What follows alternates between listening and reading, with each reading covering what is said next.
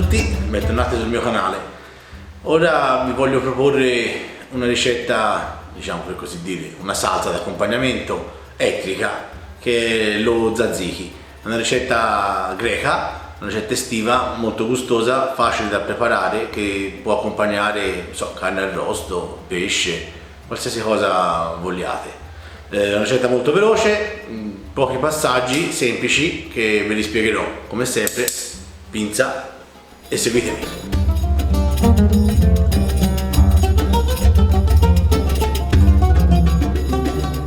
Eccoci dunque alla preparazione dello tzatziki.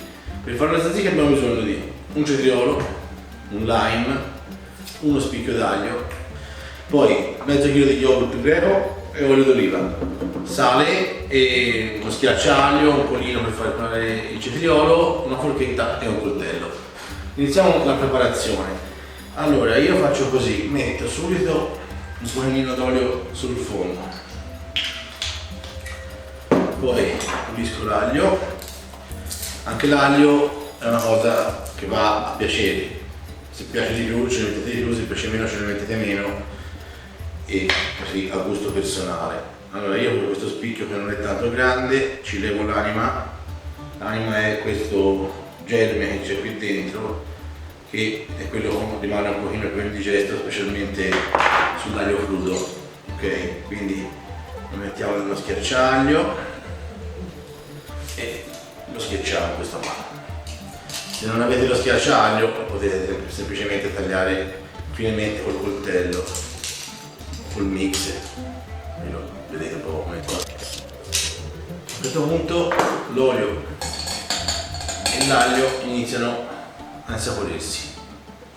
Prepariamo il cetriolo. Allora, per preparare il cetriolo ci vuole una grattugia tipo questa, con più buchi. Qui dipende, perché si può fare sia con questo più grande che con questo un po' più piccolo. Guardiamo un attimo come viene. Io direi che questo possa andare bene. E così puliamo il cetriolo. Allora, finito di tritare il cetriolo, è giunto il momento di metterlo a scolare. Allora, questa è un'operazione che consiglio a tutti di fare, si può fare anche senza, però risulterà un po' più acquoso il composto alla fine, quindi siccome il cetriolo è quasi tutto acqua, lo mettete a scolare così e sentirete proprio defluire tutta l'acqua di sotto. Io lo lascerei almeno un'oretta in questo modo, così a sgocciolare, per poi dopo assemblare tutti i resti degli ingredienti. Nel frattempo l'olio si sta insaporendo con l'aglio, quindi ci vediamo tra qualche minuto, diciamo un'oretta, tempo di aver fatto sgocciolare per bene il cetriolo. Dunque, eccoci allo tzatziki. Allora, il cetriolo ha colato circa un'oretta abbondante. Io ho un misurino graduato, ha fatto quasi un quarto di litro di acqua, non so se si riesce a vedere, ok? Quindi adesso lasciamo un secondo qua ancora, prendo una forchetta, bene, e dobbiamo andare a lavorare la salsa con l'olio che abbiamo messo prima, l'olio e l'aglio in infusione. Allora ci si aggiunge un mezzo lime per iniziare. Io metto il lime perché mi piace tantissimo, volendo potete mettere anche un cucchiaio d'aceto bianco se piace, questo è il gusto. In Grecia l'ho visto fare in entrambi i modi, quindi ognuno faccia il gusto personale. Allora abbiamo messo il nostro lime, faccio una piccola citronette all'aglio, ok, semplicemente olio, se l'olio è buono fa subito una cremina di questo colore qui, sembra quasi maionese, ok, c'è un profumo esagerato di aglio. Ci metto un gocciolino di sale, troppo, ok, e il cetriolo.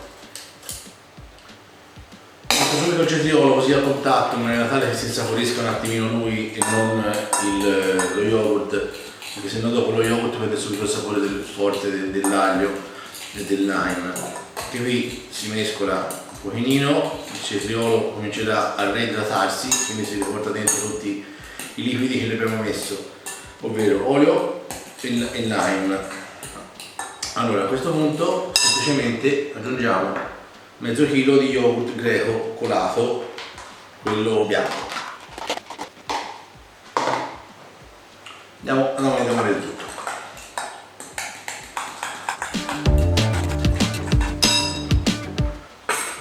Assaggiamo per vedere come è venuta. Per sentire, ma insomma. Allora, sciocco.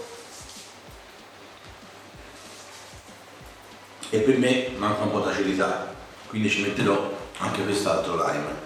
Lime, come tutti gli agrumi, se uno ha bisogno di usare in questa maniera, anche il limone per esempio, si schiaccia un po' così che rilasci tutto il succo. Allora,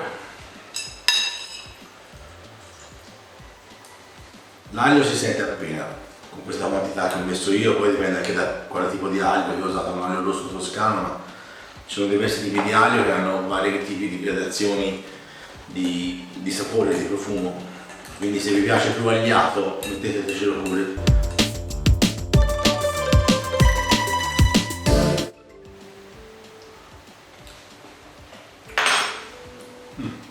Il gesso è buono adesso.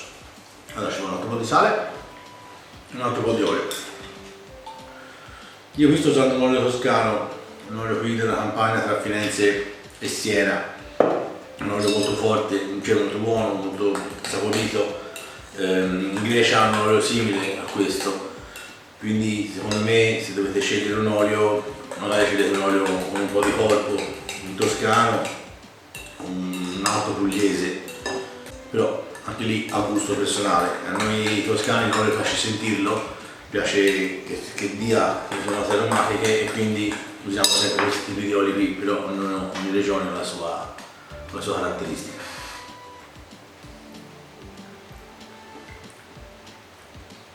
Perfetto, spero vi sia piaciuto, se così fosse mettetemi un like, lasciatemi un commento, magari dopo averla provata, se non la conoscevate, e niente, iscrivetevi alla pagina e alla prossima ricetta.